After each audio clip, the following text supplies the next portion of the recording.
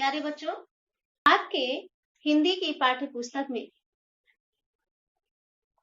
गद्य के अतिरिक्त काव्य खंड और संस्कृत दिग्दर्शिका भी सम्मिलित है। काव्य खंड में आपके प्रथम कवि का नाम है संत कबीर। कबीरदास जी को आपने अपनी पिछली कक्षाओं में भी पढ़ा है। कबीरदास जी से संबंधित काव्यखंड की व्याख्या बताने से पूर्व उनके जीवन परिचय के संबंध में संज्ञान प्राप्त कर लेना आवश्यक है। इसलिए आज मैं आप लोगों को काव्य खंड के प्रथम कवि संत कबीर का जीवन परिचय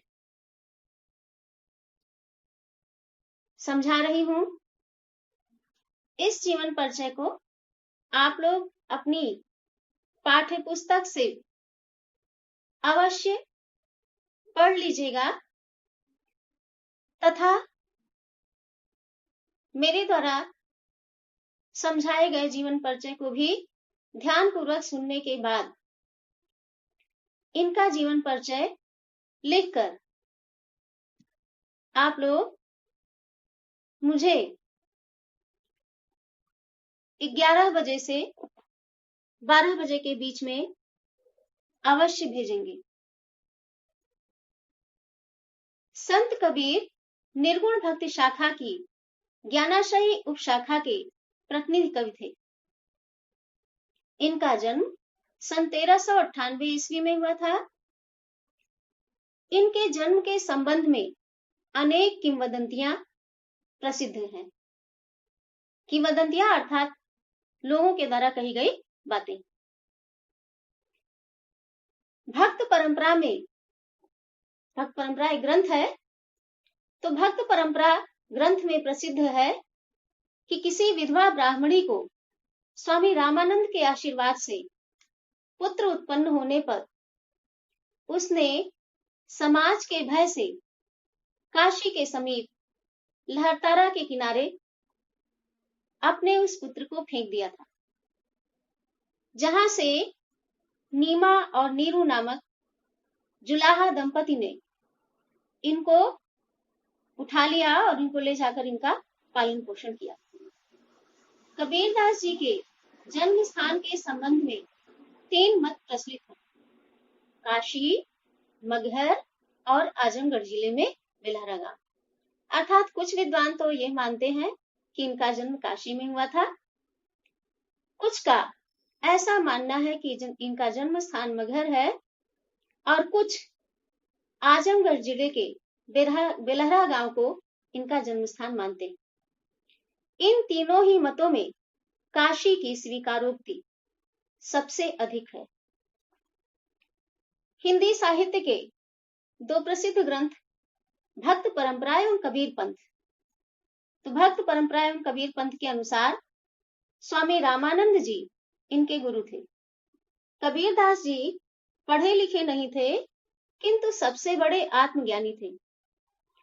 इन्होंने स्पष्ट कहा, तू कहता कागज की लेखी, मैं कहता हूं आंखिन देखी। अर्थात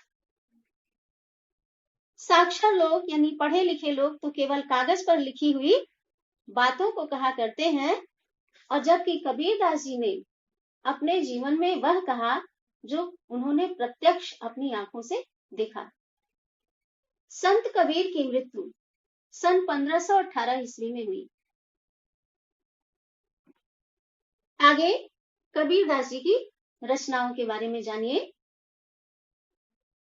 कबीरदास जी की रचनाओं का संग्रह इनके शिष्यों ने बीजक के माध्यम से किया, यानी इनकी रचनाओं के संग्रह का नाम बीजक है। यह संग्रह अर्थात जो बीजक है कबीरदास जी की रचनाओं का संग्रह 3 भागों में विभाजित है। साखी, सबद और रमैनी। कबीरदास जी की भाषा। कबीरदास जी की भाषा में पंजाबी, राजस्थानी, अवधी आदि अनेक प्रांतीय भाषाओं के शब्दों का प्रयोग मिलता है। यही कारण है कि विद्वानों ने इनकी भाषा को सधुक्कड़ी एवं पंचमेल खिचड़ी भी कहा है। कबीरदास जी का व्यक्तित्व। कबीरदास जी अपने समय के महान समाज सुधारक, प्रतिभा संपन्न एवं प्रभावशाली व्यक्ति थे। अनेक प्रकार के विरोधी संस्कारों में पले होने के कारण आप किसी भी बाह्य आडंबर के विरोधी थे।